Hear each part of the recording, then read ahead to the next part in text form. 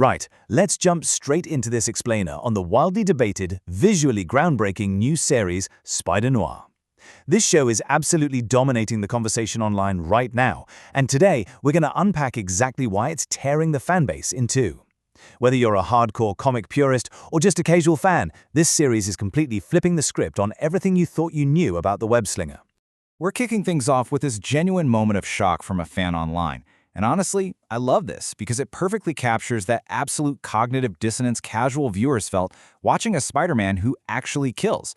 I mean, picture this. You grew up with a hero whose golden, unbreakable rule is to save everyone, right? And suddenly, he's just casually putting henchmen in the ground. It is a massive, jarring departure that totally set the internet on fire. Moving right along to Section 1, a bold visual experiment and its dual formats. Now, before we try to solve the bloody mystery of his new moral code, we've got to talk about how this show builds its super unique atmosphere. Amazon and Sony made a really fascinating choice here by releasing it in two formats. You can literally choose to watch it in either authentic black and white or true hue full color. And it's wild because critics are praising the deep, heavy shadows of the monochrome cut as the definitive 1940s film noir experience, but then the color version transforms those exact same scenes into something incredibly electric and chaotic. It reveals all these hidden details that just get completely swallowed by the shadows in black and white. It's such a cool experiment in how color dictates the entire mood. Which brings us to Section 2, Style over Substance, and the great divide it's causing. So, despite those absolutely beautiful aesthetics, audience and critic reactions are just sharply polarized. Nobody can seem to agree on what this show actually achieves. Just look at this crazy divide. Over on Rotten Tomatoes, we're seeing record-breaking, near-perfect highs, like 90% from critics and 92% from audiences. But then you jump over to Metacritic, it's a completely different story. You've got highly critical user scores hovering around a 6.9 out of 10. That is a massive gap in perception for the exact same show. And look, the detractors aren't just blindly nitpicking here. They are pointing to some very specific, jarring, creative choices. Take the set design and atmosphere, for example.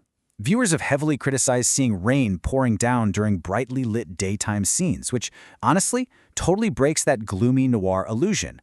Then you add in the clearly visible digital de-aging of Nicolas Cage, a really controversial 3D animated window sequence in Episode 2 that felt like it was hastily slapped on in post-production, and a central mystery that just kind of meanders.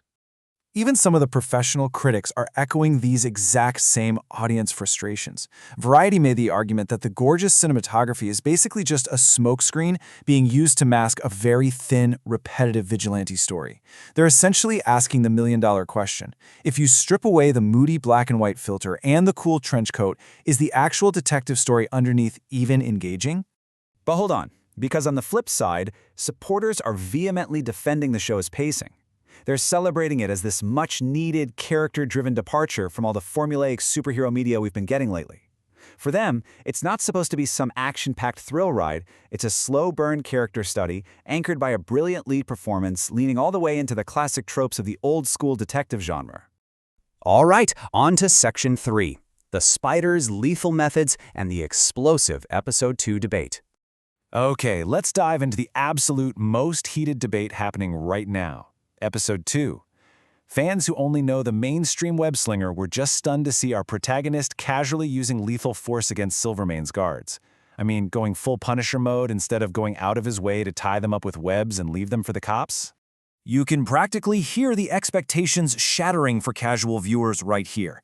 They tuned in expecting a clean, strictly moral hero who adheres to the standards set by the modern cinematic universe. So, seeing him act as judge, jury, and executioner, it felt almost like a complete betrayal of the character's core identity to them. But the hardcore comic purists immediately fired back in the discussion threads. They were incredibly quick to remind everyone that the noir comic universe operates by entirely different, much bloodier rules. They rightly pointed out that his original comic book covers literally feature him holding a revolver. It's a completely different sandbox, guys. And this, right here, is the absolute aha moment of this whole controversy.